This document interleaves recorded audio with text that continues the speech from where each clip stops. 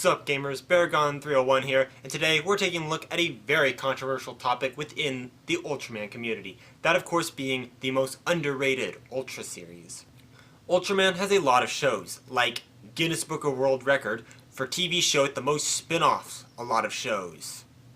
Yet, I see people give praise for just about every single one of these shows, except for one, that is. One of the shows in the franchise. And by that I mean it's from the Showa era. The star symbol Ultraman. The star symbol Ultraman was created in 1979 and was a collaboration between Tsuburaya and Nippon Sunrise, who are the guys who made an obscure little anime called Mobile Suit Gundam and went on to make another little show you probably haven't heard of called Cowboy Bebop. The show follows Hikari, who has been assigned to join the newly formed Science Guard Party in order to investigate strange symbols that have appeared in the sky. These symbols were sent by the Ultra people of U-40, warning Earth of the threat to come, and the strongest of these Ultra warriors, Ultraman Jonius, uses Hikari as his host while protecting the Earth. The Ultraman, right off the bat, is one of the most different Ultra series from it obviously being an anime, to the fact that the series takes place in a completely separate universe from prior Ultra series, though I'm sure there's some way to fit it into the timeline nowadays. The show even has a more serialized narrative compared to Ultra series prior. Despite all of this though, the show remains feeling like Ultraman, unlike a certain other Ultraman anime. But how does it do this? And is it even a good Ultra series? Well, that's what we're gonna find out. From what I've already explained, the show seemingly starts off as a pretty standard Ultra series. Main character combines with Ultraman, a defense team is established to fight the monsters, the usual stuff. But gradually, over the course of the show, we get new side characters and new pieces of the overarching story are opened up. Now, I'm not usually one for serialized storytelling. You know, I prefer the original Star Trek over Discovery, though that may be for other obvious reasons. Anyways, the Ultraman is still very episodic, lots and lots of standalone adventures, and this is usually where some of the best episodes come from, like Problems for Pig, and the sad roar goes on and on. However, there's still plenty of episodes focused around the main plot.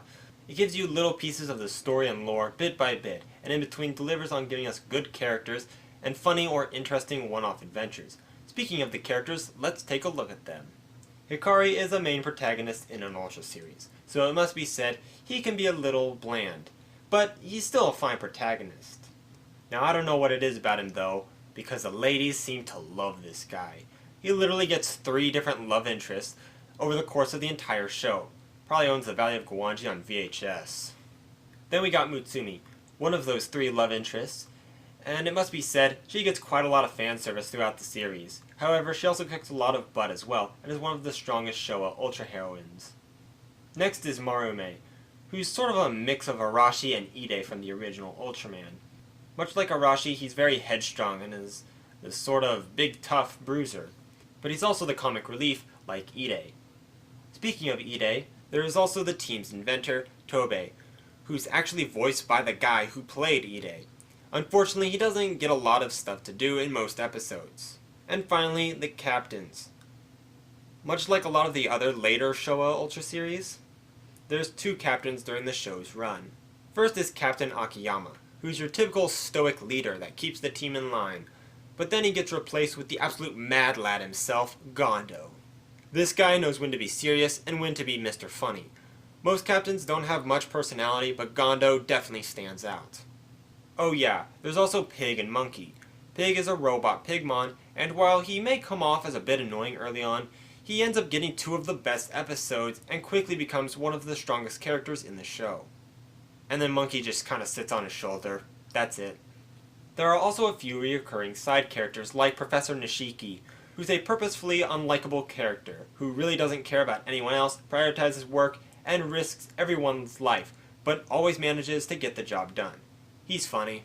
And then there's the people of U-40, Amiya being the one who pops up the most, as she's another love interest for Hikari, even though her brother Jonius is in Hikari. Now you might be sitting here thinking none of these characters sound particularly good or interesting, but there's just something about them that works, much like the original Ultraman. It also helps that they're given quite a bit of substance in the stories themselves. There's literally an episode where Pig contemplates suicide, and all because a computer monster keeps making a buzz in his head. It all really starts to boil over around the last few episodes, but I should probably back up before I get into all of that. So the lore of this universe is that the people of U40 are sort of like the ancestors of the human race. And just like most other Ultra series, everyone hates them. We end up learning all this and more when Hikari and Ultraman are almost killed and need to be brought back to U40.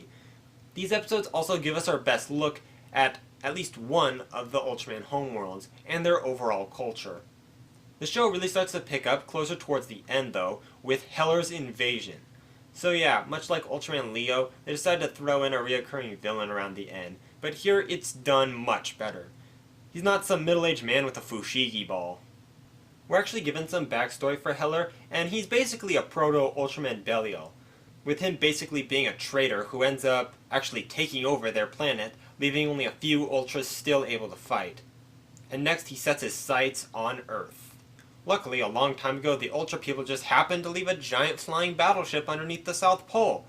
Now our main characters have a cool new weapon called the Ultria, which they plan to use against Heller.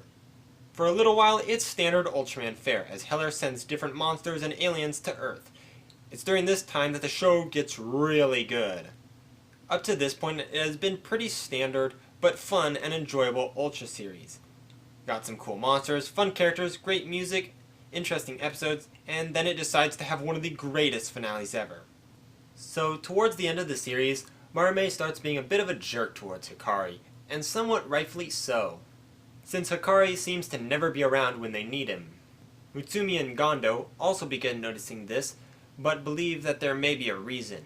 Yep, they actually figure out Hikari is Ultraman, and the writers actually do something with this for once. So there's a lot of tension, and the fact that Marume doesn't figure it out immediately creates some nice drama. We also start to actually see one of the main reasons Ultras keep their identities a secret. While Gondo starts relying on his hunch that Hikari is Ultraman, Jonius briefly separates to help the other Ultras in a battle. So of course, Hikari is unable to transform. Then the Ultra President gets held hostage by Heller, and the team doesn't do anything, expecting Jonius to save them, which doesn't happen. It's just so good and interesting, and the overall feel of the last 5 episodes is awesome. They're all very high stakes, and it's around here that everything comes together in this grand final showdown. It's easily one of the greatest finales to any Ultra series. Speaking of endings, dang, that ending theme is actually good. Most Ultra series, aside from Tiga obviously, tend to have pretty garbage or just mediocre end credit themes, but the Ultraman's is stellar. And the music in general is just really good. The main theme is awesome, and the Ultra's theme, with its very Ifukube-like feel, makes it one of the best tracks in the series. The music is, as far as I'm aware, all new, and it's both great and feels like Ultraman.